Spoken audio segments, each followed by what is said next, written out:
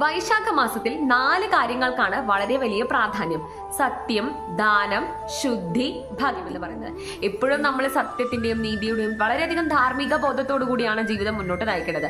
പക്ഷേ വൈശാഖ മാസത്തിൽ വ്രതമെടുക്കുന്ന വ്യക്തികൾ സത്യം മുറുകെ തന്നെ പിടിക്കണം. ദാനത്തിന് വളരെയധികം പ്രാധാന്യമുള്ള ഒരു മാസമാണ് വൈശാഖ മാസം എന്ന് പറയുന്നത്.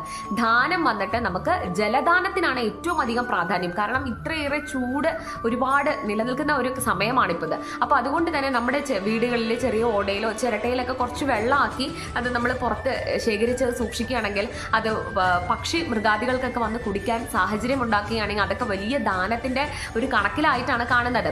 അതേപോലെ തന്നെ നല്ല നല്ല ബുക്സ്, അതുപോലെ ഭക്ഷണം, വസ്ത്രം, ഇതൊക്കെ നമ്മൾ ഇല്ലാത്ത ആൾക്കാർക്ക് അല്ലെങ്കിൽ പാവപ്പെട്ട ആൾക്കാർക്കൊക്കെ ഇതൊക്കെ നമ്മൾ ദാനം ചെയ്യുകയാണ് എന്നുണ്ടെങ്കിൽ അത് വളരെ വലിയ സൽക്കർമ്മമായിട്ടാണ് ഈ ഒരു വൈശാഖ മാസത്തിൽ കാണുന്നത്. വൈശാഖ മാസത്തിൽ അതിന്റെ പുണ്യം ഇരട്ടിക്കുമെന്നാണ് പറയുന്നത്. വൈശാഖ മാസത്തിൽ നമ്മൾ എന്ത് ദാനം ചെയ്യുന്നുവോ അത് നമുക്ക് ഇരട്ടിയായി വന്നു ചേരും എന്നതാണ് പറയപ്പെടുന്നത്. വൈശാഖ മാസത്തിൽ വ്രതം എടുക്കുന്ന ആൾക്കാര് നമ്മൾ വളരെയധികം നേരത്തെ, അതായത് സൂര്യോദയത്തിന് മുൻപ് തന്നെ നമ്മൾ സ്നാനം പൂർത്തിയാക്കാനായിട്ട് ശ്രമിക്കുക.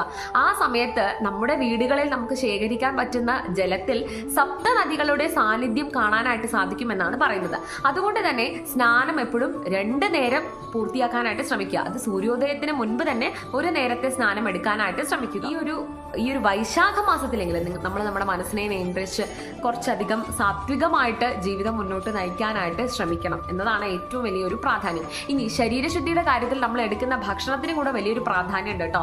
നമ്മൾ നോൺ വെജ് ഐറ്റംസ് കഴിക്കുന്ന ആൾക്കാരാണ് എന്നുണ്ടെങ്കിൽ മാക്സിമം അതൊന്നും കുറയ്ക്കാനായിട്ട് അല്ലെങ്കിൽ ഒഴിവാക്കാനായിട്ട് ശ്രമിക്കേണ്ടതാണ്. കാരണം ഈ ശരീരം എന്നത് നമ്മുടെ ഈ പുറമെ കാണുന്ന മാത്രമല്ല, നമ്മുടെ ഒരു ഇന്റേണൽ ഒരു എന്താ പറയുക, പ്യൂരിഫിക്കേഷൻ എന്നൊക്കെ പറയില്ലേ, അതിനും കൂടെ വളരെയധികം പ്രാധാന്യമുണ്ട്. അതുകൊണ്ട് തന്നെ സാത്വികമായിട്ടുള്ള ഭക്ഷണങ്ങൾ കഴിച്ച് കുടലിനെ ശുദ്ധീകരിക്കുക എന്നുള്ളത് കൂടെ വളരെയധികം പ്രാധാന്യപ്പെട്ട ഒരു കാര്യം തന്നെയാണ്. ഭഗവത് നാമ സങ്കീർത്തനത്തിന് വളരെയധികം പ്രാധാന്യമുള്ള ഒരു മാസമാണ് വൈശാഖ മാസം. കാരണം ഭഗവാൻ സത്യനാരായണന്റെ, ലക്ഷ്മി സമേതനായ സത്യനാരായണ സ്വാമിയുടെ നിറസാന്നിധ്യം ഭൂമിയിൽ അറിയാൻ പറ്റുന്ന ഒരു സമയമാണത്.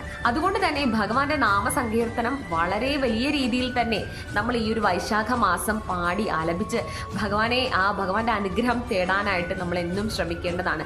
എന്നും ഭഗവാനെ സ്മരിക്കണം കേട്ടോ. ഈ ഒരു വൈശാഖ മാസം മാത്രമല്ല, ഏത് സമയത്തിലായാലും നമ്മുടെ ജീവിതത്തിൽ ഉടനീളം ഭഗവാനെ സ്മരിച്ചു തന്നെ ഇരിക്കണം. പക്ഷേ വൈശാഖ മാസം പുണ്യമാസമായതുകൊണ്ട് തന്നെ ഭഗവാനെ ഈ മാസത്തിൽ സ്മരിക്കുമ്പോൾ വളരെയധികം അതിന്റെ ഗുണം നിങ്ങൾക്ക് നേടാനായിട്ട് സാധിക്കുമെന്നാണ് പുരാണങ്ങളിൽ വ്യക്തമാക്കുന്നത്.